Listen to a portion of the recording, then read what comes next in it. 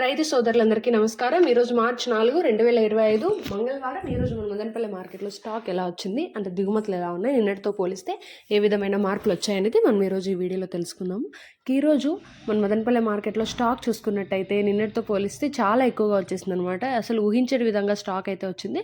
So వేలం పాటలు కూడా చాలా స్లోగానే వెళ్తున్నాయి అనమాట. మరి అంత ఫాస్ట్గా వెళ్ళట్లేదు. ఇంకా నెంబర్ 1 సూపర్ టాప్ క్వాలిటీ కాయలు అయితే చాలా ఎక్కువగా వచ్చాయి. అందుకనే ధర అనేది కూడా తగ్గిపోయిందనమాట. కేవలం 250 రూపాయలుగా ఉందన్నమాట ఈరోజు సూపర్ టాప్.